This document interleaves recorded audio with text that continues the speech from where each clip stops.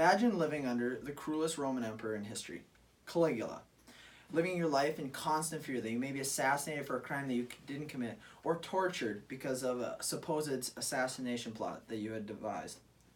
I'm reading Caligula by Douglas Jackson. It is a historical fiction that follows Rufus, a young slave that has been taken from Carthage and turned into the emperor's elephant boy.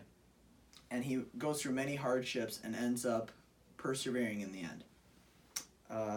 It takes place in ancient Rome in the late 30 to early 40 AD.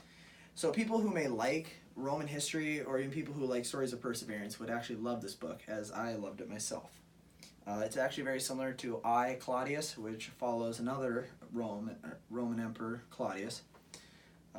So I've always had a love for ancient Roman and Greek history and mythology, and I think that I got that from my mom. So when I read books like this, we can kind of talk about it together.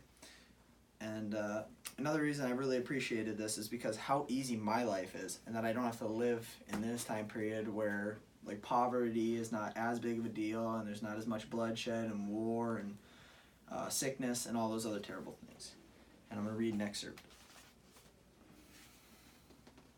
Rufus saw his opportunity, and with every ounce of his remaining strength, he plunged the gladius under the emperor's ribs and forced the point upwards and into his heart. The ruler of 1,000,000 Romans screamed in mortal agony, and his face was etched with a look of horror. Rufus felt the moment his spirit fled from his body like water escaping a breached dam. The emperor flopped down alongside him, twisting as he fell, so that his lifeless eyes stared at the roof. Caligula was dead. He had lived 28 years and ruled Rome for 3 years, 10 months, and 8 days.